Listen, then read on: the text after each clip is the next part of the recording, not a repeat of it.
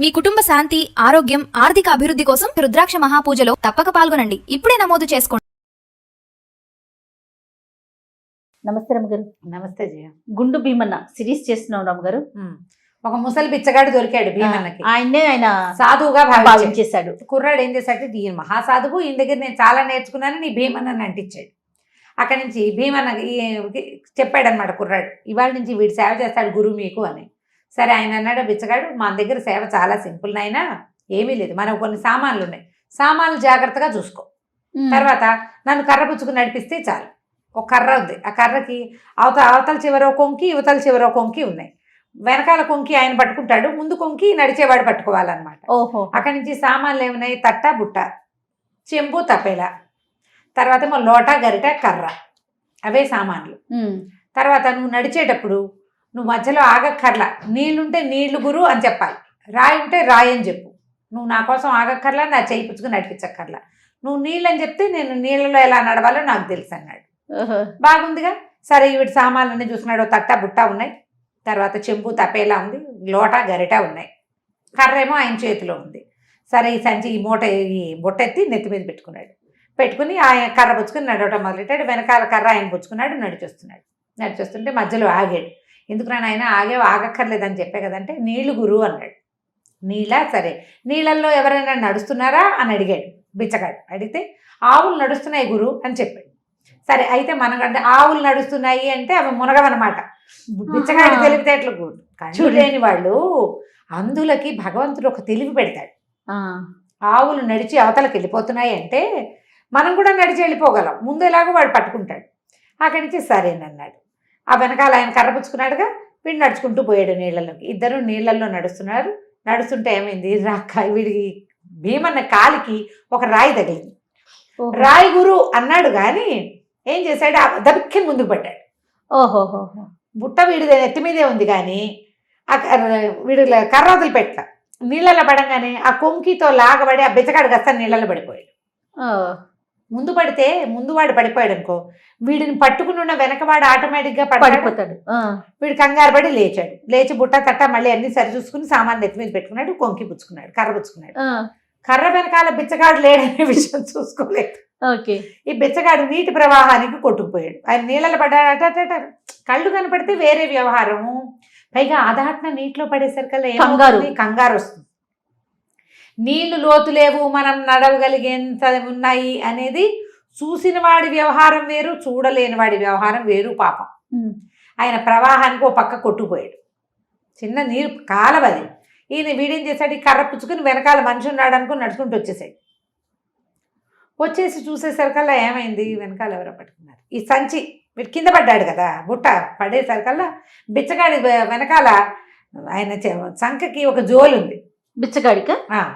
ఆ బిచ్చగాడు పడిపోయాడు కదా, దీనికి ఒక కొంకి ఉందిగా కర్రకి, ఆ కొంకికి తగులుకుని ఉంది. అందులోకి ఈ నీళ్ళలో పడేసరికల్లా ఓ పాము, కాసిన చేపలు పడ్డాయి ఆ సంచిలో. వీడేం చేశాడు, గట్టిగా పుచ్చుకున్నాడు కదా ఆ కొంకిని. ఆ కొంకి పట్టుకుని సంచిని మెలిపెట్టి పట్టుకునే సందట్లో ఏమైంది, ఈ సర్పం కాస్త ఆ కొంకి మెలికలో పడింది దాని తల.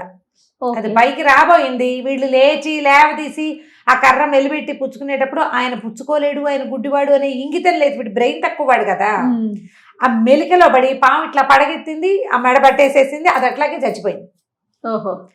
వీడు ముందుకెళ్ళేసరికల్లా ఈ కాలువ దాటేశాడు, ఊళ్ళోకి అడుగు పెట్టాడు. కాలువ దాటగానే ఊరుంది. జనాలందరూ చూస్తున్నారు వీడిని, తట్టబుట్ట నీళ్లతో తడిసిపోయి ఉన్నవాడు. వీడు వెనకాల ఒక కర్ర పుచ్చుకుని నడుస్తున్నాడు, ఆ కర్రకున్న కొంకికి పాము ఉంది. జనాలంతా వాడికేసో చూస్తారు, ఏమిట్రా పామును మోసుకొస్తున్నావు, ఏరా అమ్మో పాము అని కొంతమంది అరిచారు. ఏం మోసుకొస్తున్నావురా అని కొంతమంది అడిగారు. మా గురువుగారండి అన్నాడు. ఏం గురువురా, గురువుగారు పాములారు అయిపోయాడు, చూసుకోరా వెనకాల, ఏ సాములారిని తెచ్చావురా అని అందరూ నవ్వేసరికల్లా వెనక్కి తిరిగి చూస్తే ఏముంది, పాము. గురువు సాధువు, ఆయన పాముగా మారిపోయాడు. ఓహో, అంతేగా. అయ్యో గురువుగారు పాముగా మారిపోయాడు, ఇదేమిటి ఇలా అయిందని ఆ సంచి తీస్తే సంచిలోంచి చేపలు ఎగరబడ్డాయి. ఏం చేయాలో తెలియలే. సరే ఇంకేం చేస్తాడు, ఆ పాముని తీసి బయట పారేశారు. చుట్టుపక్కల వాళ్ళని బండి భయపడతాడేమోనని తీసి పారేశారు. వీడు ఇంకేం చేయలేక, అయ్యో స్వాములారి దగ్గర మా నాయనమ్మ ఏం చెప్పింది, అవ్వా నువ్వు వెళ్తే ముక్తి ముక్తి, నీకు కొంచెం జ్ఞానం కూడా వస్తుంది పెద్దవాళ్ళతో తిరిగితే. చెప్పింది ఆవిడ. అయ్యో స్వాములారికి మోక్షం వచ్చినట్టుంది, ఆయన పాము అయిపోయాడు, పాము కాస్త చచ్చిపోయిందంటే స్వాములారు వెళ్ళిపోయాడు, రూపం మార్చుకున్నాడు స్వాములవారు, అలా ఓహో. భావించాడు వాడు. ఆయన పడిపోయాడు, ఇది వచ్చింది, అవన్నీ వాడి బుర్ర కందల. చుట్టుపక్కల వాళ్ళు అడిగితే వీడేం చెప్తాడు, మా స్వాములారు నేను పుచ్చుకొచ్చాను, ఆయన ఎప్పుడు పాముగా మారాడో నాకు తెలీదు, నీళ్ళలో పడిపోయాడు, నీళ్ళలో సంచి పడింది, ఆ ఇన్ఫర్మేషన్ ఇవ్వాల. ఆహా. సరే అక్కడి నుంచి ఇక ఏం చేస్తాడు, తన ఊరు వైపు నడవటం మొదలుపెట్టాడు.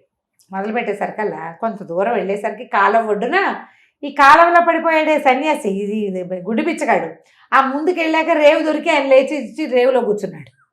గట్టివాడు ఓకే. గట్టివాడు రేవులో కూర్చుని అడుక్కుంటున్నాడు. ఆ పిచ్చగాడిని చూసేసరికి వీడికి ఒక ఉత్సాహం వచ్చింది. గురు అని పరిగెత్తుకుంటూ వచ్చి, ఇదిగోండి తట్టా బుట్ట, చెంపు తప్పేలా, లోటా గరిటె కర్రాను, ఇదిగోండి అన్నాడు. అనేసరికల్లా ఈమె గట్టిగా పోట్టాడే, దొంగ వెధవా, నన్ను నీళ్ళలో దోసేసి ఇప్పుడు మళ్ళీ నా సేవ చేయడానికి నా వెనకాల తయారవా, నా సామాన్లు అక్కడ పెట్టు అని అరిచి కేకలేశాడు. వీడికి ఇంకా సేవ చేయించుకోడు. ఏం చేస్తాడు భీమన్న, సరే ఇంకేం చేస్తాము, ఆ తట్టా బుట్ట అక్కడ పెట్టి మళ్ళీ నాయనమ్మ దగ్గరికి పోయాడు, వాళ్ళ అవ్వ దగ్గరికి. అవ్వంది, ఒరే నాయన ఎలాగురా ఇలాగా, నువ్వు స్వాములారి దగ్గర సేవ చేసి ఏదో తెస్తావనుకుంటే నీకు జ్ఞానము రాలేదు, ఇది చెప్పి జరిగిన కథ అంతా చెప్తే మా అమ్మ బాగా ఊహించింది, ఆవిడ తెలివైంది, ఏం జరిగి ఉంటుందో వీడికి అర్థం కాదు.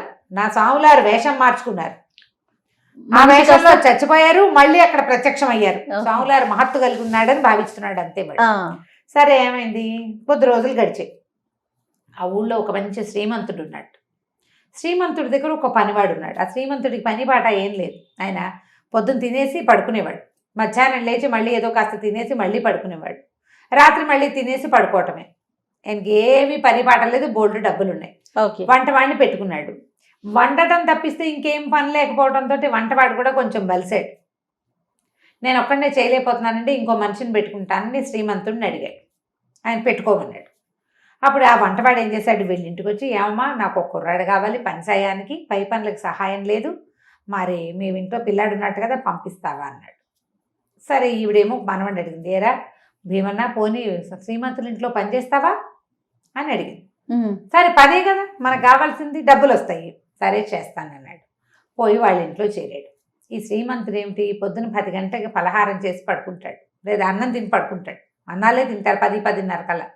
అన్నం తిని కాసేపు అటు ఇటు తిరిగి 12 గంటలకు విశ్రమిస్తాడు. 3:30-4 గంటలకు లేచి నా పలహారం ఎక్కడరా అంటాడు మళ్ళీ. అంటే ఇతను ఏం చేస్తాడు, ఏదో పట్టుకొస్తాడు తినడానికి, ఆయన అవి తినేసి మళ్ళీ కాసేపు పడుకుంటాడు. 3ంటికి ఆకలి వేస్తుంది అనమాట. కొంతమంది ఉంటారు ఇట్లా తిని పడుకునేవాళ్ళు, తిని పడుకోవటం అంటారు దాన్నే. అయితే లేచాక నా పలహారం ఎక్కడని మళ్ళీ ఎరిసి, మీరు తిన్నారయ్య గారు, ఇదిగోండి మీ పళ్ళెము, ఇదిగో మీ మూతి చూసుకోండి, తిన్నది మూతి కడుక్కోకుండా పడుకున్నారని చూపించేవాడు. కొన్ని రోజులు ఇలా గడిచాక వీడికి ఏమనిపించింది, వంటవాడికి పలహారం చేసే పని ఎందుకు, ఎంగిలి పళ్ళాలు చూస్తే వాడే నోరు మూసి పడుకుంటాడు, నిద్రమత్తులో ఉంటాడు అని భావించి ఎంగిలి పళ్ళాలు సిద్ధం చేసి ఆయన మూతికి కాస్త ఏదైనా ఆ రోజు చేసిన పదార్థం పూసేసి ఇదిగో మీరు తిన్నారు అని చూపించేవాడు. కొద్ది రోజులు ఇలా అలవాటు అయ్యింది వాడికి.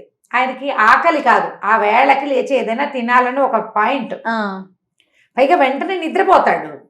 ఇలా చేసేవాడు. అయితే ఏమైంది, రోజు ఆయన ఎంగిలి పళ్ళాలు పెట్టడం ఒక వారం గడిచింది. భీమన్న వెళ్ళి ఒక 1 వీక్ అయ్యి ఈ ఎంగిలి పళ్ళెం కింద పెట్టడం, ఆయన మూతికి మీసాలు, పెద్ద పెద్ద మీసాలు ఉంటాయి ఆయనకి, బొంగ మీసాలు, ఆ మీసాలకి కాస్త మంచం మీద ఒక నలకంత పడేయటం. తర్వాత వాడు హాయిగా కులాసాగా తన దారిని తను ఉండటం చేసేవాడు. ఒకరోజు ఏమైంది, భీమన్న కప్పచెప్పాడు. భీమన్న కప్పచెప్పి, ఒరే ఎంగిలి పళ్ళాలు కింద పెట్టు, ఇందులో ఉన్న తేనె, నెయ్యి అయ్యగారి మూతికి రాయి అని చెప్పాడు. మూతికి రాయమన్నాడు. సరే వీడు వచ్చి పళ్ళాలు కింద పెట్టాడు. ఈయన పడుకుని నిద్రపోతున్నాడు, చిన్నగా గురక పెడుతున్నాడు కూడాను. తీరా చూస్తే ఏం చెయ్యాలి అని ఆలోచించాడు. మూతికి రాయాలా ముక్కుకి రాయాలా? మూతికి రాయాలంటే మీసాలు ఉన్నాయి, వాడు చెప్పింది మీసాలకి అని చెప్పాల, మూతికి అని చెప్పాడు. ఇప్పుడు మూతికి రాస్తే ఏమవుతుంది, మూతికి అంటది, అది మీసానికి అంటుతుంది. అతను చెప్పిన మాట నేను విన్నట్టు కాదు. పోనీ ముక్కుకి రాస్తేనో, ముక్కుతో కాదు కదా తినేది, నోటుతో తింటాను, వీడికి ఈ తెలివి ఉంది. గడ్డానికి రాస్తే ఏమవుతుంది అని ఆలోచించి, అయ్యగారు ఒకసారి లేవండి అని లేపేసరికి ఆయన ఏమిట్రా అని లేచాడు. మరి ఇది పలహారం మీ మూతికి రాయాలి, మూతికి రాయమంటారు. శభాష్. ముక్కుకా, మీసాలకా, గడ్డానికా, దేనికి మీరు రాయమంటారు? దానికి రాస్తారని అడిగాడు. అడిగేసరి కాదు, మూతికి రాయటం ఏమిట్రా, తినడానికి పెట్టాలి కదంటే, కాదండి ఎంగిలి పెళ్ళం కింద పెట్టాను, ఆహా. మూతికి రాస్తాం రోజు, ఆయన రాస్తాడు, ఇవాళ నన్ను రాయమన్నాడు, మీ మూతేమో కనపడదు మీసాల్లో, దేనికి రాయమంటారో చెప్పండి అన్నాడు. ఓకే. అనగానే ఆయనకు ఒక క్షణం, ఏమిట్రా ఏం పెట్టావు కింద అన్నాడు. ఎంగిలి పెళ్ళం కింద పెట్టానండి నేను. అయితే నేను తినలేదుట్రా అన్నాడు. మీరు తినలేదండి, రోజు అలాగే పెడుతున్నాము, ఇవాళ కూడా నేను పెట్టడానికి పట్టుకొచ్చాను.